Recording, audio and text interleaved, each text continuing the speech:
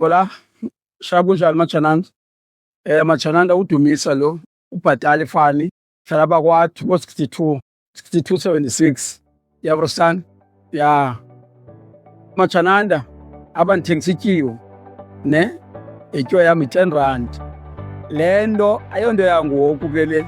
Apho ndiqale khona ndiqale empahleni, uyabo? Phaa 97, 98.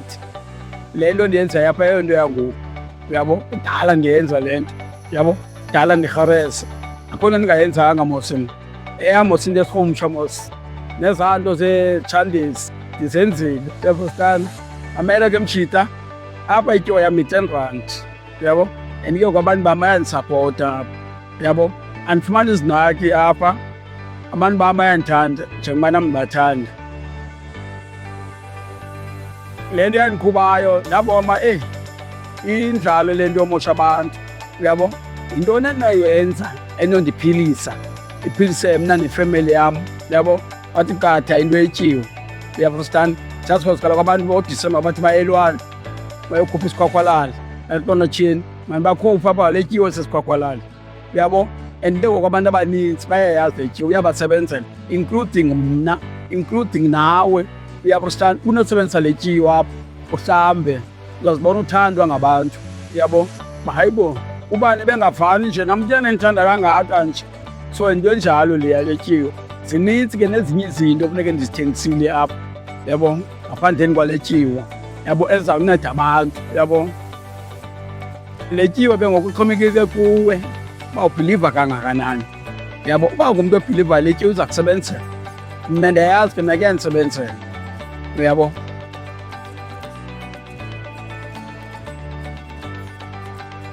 Umntu osakhulayo, mna ezayithetha umntu okhulayo, akathathe umjojo awufake epokothweni, uyabo sithando? Just because umjojo awutyisi, umjojo awuphilisi. Into ephilisayo ibhizinesi. Xa uzazi wena uba ufuna ntoni, uyabo? Uzawuphila ke ngoku ngale ndlela ufuna uphila ngalo, uzawunxiba le nto ufuna uyinxiba, uzawutya le nto ufuna uyitya, uzawukwenza le nto ufuna uyenza. Umjojo awuphilisi Matshimbozi. Jonga umzekelo ngoku ne, ibhizinesi yam ziyi-2, yile tyiwa, ibe yikhawashi, uyabo sithando? Umzekelo kufunwa loo nto, yebo, ndiyayithatha Matshumalu imali ndiyibeke phantsi, yeba ne, ndijonge ngeyiphi enesikali eza kwenza le nto efunwayo phaa eyadini, uyabo? Ndingayisebenzisi yonke imali.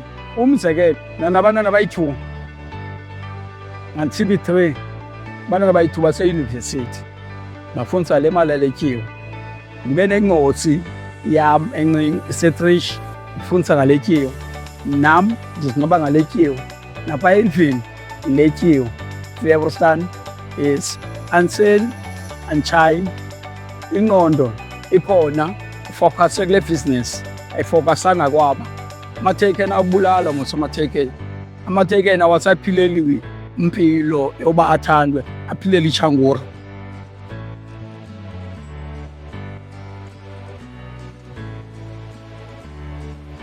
Yeah, ikhawashi.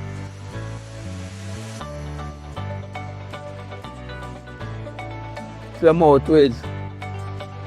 Ibe yithaya shine, ibe yisepha. Ikhawashi yam ke ngoku leyo. Ndibe nawo nala malaphu am ekhawashi, uyabo? Ngala malaphu am ekhawashi, i-R20 wasilawo, uyabo? Ezi tyiwa ke ngoku into endingafiyenza ke ngoku kuzichaza uba le ngento ethile, le into ethile, le into ethile. Just because bayayiba abantu, uyabo? Bacinga indlala, into yam mos mna le ndiyityiwa le nto, uyabo? So andifuni umntu azamamele le ndiyithethayo athi empini le into ethile, umntu angabi rayithi, uyayiva ke ngoku? Khona laa sepha yam yobulongwe, hayi le sepha yam yobulongwe, i-70. Ndibe ne-holy ash yam, R15 holy ash. Ndibe nale sepha, i-R20. Ndibe nonozimanga, wenza izimanga, i-R25. Inkahle lapha ke mntanam, iyafiwa. Lapha siwacinga abantu xa ndithi nozimanga wenza izimanga, wamatheyikeni, khawunebhizinesi like nina, uyayiva ne? Yes. Ndibe neliyeza lam apha lohambise le R100. yabo, uzikline. That's why uzawuhlamba ngalatyiwa neyeza ngokuzikline ngalapha ngaphakathi, uyabo. Yes, leneliyeza lam ke ngoku lefiva, yeva ne 60 rand, yeva yho. So napho loku into endiphila ngayo mna apha. Umzekelo kukho abantu abathi sikasiyamazi uthengisa ii-drugs, ndiyayaba yoyam khabanikeza drugs masimu, yazwana ngabo loo nto. Ye no andifandwanga abathomam, ndim lo ondile mapoya, uyabustan. Abantu abafrandiweyo kaloku ngomjezi, uyabustan. Mna andifrandwanga apha konke lo, and ke ngoku andibhabhazela yenza into yam, isitori sam ndisazi. Yho, elokishini kaloku mna siphilisana kakuhle nabantu be-area yam, and ke ubani kwenzile, uyabustan. Anditshayi, ndifowukhase kwibhizinesi yam. That's what isitori sayo yasazi, yazazi uba ndingubayo, ndiphumayo. Uyayiva ke ngoku. Yes, banintsi bona bayazithetha into zabo khapha, uyabo. Abantu mos xa usenza into erayithi, usenza into entle, basoloko bekhuluma.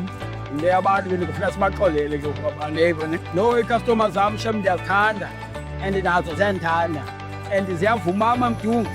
Wasincede mani ngale nto eletyiwe. Just because nasemsebenzini siyathandeka ngoku.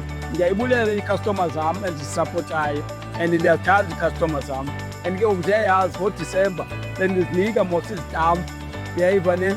And iikhastoma ke ngoku zam ndiyazazi. Customer zizitampu ezi, customer zizitampu, aziyandithanda. That's because kaloku ndiklin andikomdaka 24/7, ferefere. Ndenza le nto, ndilala ngayo le nto, ndivuka ngayo, yebo. Kukho abantu ke ngoku abakhawuzelela ziimpundu ke ngoku.